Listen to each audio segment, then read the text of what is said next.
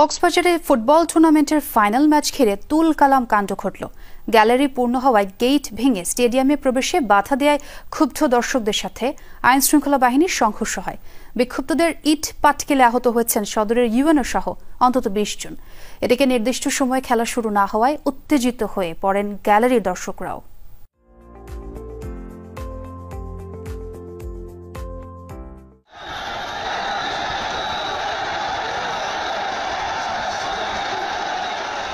Gold cup football টুর্নামেন্টের ফাইনালে খেলা শুরুর আগে দর্শক এবং আইন শৃঙ্খলা রক্ষাকারী বাহিনীর সংঘর্ষে রণক্ষেত্র কক্সবাজার জেলা স্টেডিয়াম। ক্ষুব্ধ দর্শকদের ইট পাটকেলে আহত হন সদরের ইউএনও নীলুফার ইয়াসমিন সহ অন্তত ২০ জন। কক্সবাজারে ফুটবল টুর্নামেন্টের ফাইনাল ম্যাচ ঘিরে তুলকালাম কাণ্ড ঘটল। বিকালে রামু ও টেকনাফ উপজেলার মধ্যে ফাইনাল ম্যাচ শুরুর আগে হাজার হাজার দর্শকের ঢল নামে কানায় কানায় পূর্ণ হয়ে যায় গ্যালারি। এ সময় অনেক দর্শক গেট ভেঙে ভেতরে প্রবেশের চেষ্টাকালে সেনাবাহিনী, পুলিশ ও র্যাবের সদস্যরা তাদের বাধা দিলে বাধে সংঘর্ষ। ভাঙচুরে ক্ষতিগ্রস্ত হয় স্টেডিয়ামের অনেক কক্ষ। আতঙ্ক ছড়িয়ে পড়ে পুরো এলাকায়। সংঘর্ষের কারণে নির্ধারিত সময়ে ফাইনাল খেলা শুরু করা যায়নি। ঘণ্টা দুয়েক পর আইন শৃঙ্খলা রক্ষাকারী বাহিনী পরিস্থিতি নিয়ন্ত্রণে আনলেও পরে খেলা শুরুতে দেরির কারণে উত্তেজিত গ্যালারির দর্শকরা আবার বিশৃঙ্খলা শুরু করেন। গেটের বাইরে অপেক্ষমান দর্শকদের সাথেও চলে ধাওয়া পাল্টা ধাওয়া।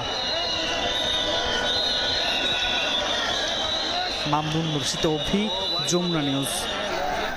দর্শক, আমরা এবার একটু সরাসরি যুক্ত হব সহকর্মী এহসান আল কুতুবের সঙ্গে। এহসান, নিশ্চয় আমাকে শুনতে পাচ্ছেন। এই মুহূর্তে কি পরিস্থিতি দেখছেন আপনি এবং নতুনভাবে কি নিয়ে আবারও উত্তেজনা হলো, একটু জানাবেন আমাদেরও বিস্তারিত। হ্যাঁ জোয়া, প্রথম বিষয় হচ্ছে এখানে ২ দফা সংঘর্ষ বা যে বিশৃঙ্খলা সেটি হয়েছে। প্রথম দফা হচ্ছে ৪টার পরে এবং দ্বিতীয় দফা হয়েছে ৬টার পরে।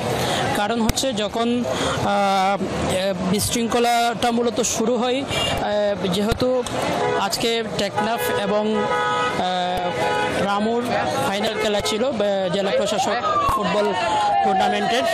এই টুর্নামেন্টে যখন দর্শক সারি পরিপূর্ণ হওয়ার পরে যখন একেবারে স্টেডিয়ামের যে গেট, সেই গেট ভেঙে যখন হাজার হাজার দর্শক স্টেডিয়ামের ভেতরে প্রবেশ করে, তখন কিন্তু ওই অবস্থায় আসলে খেলা শুরু করা সম্ভব ছিল না। সে কারণেই মূলত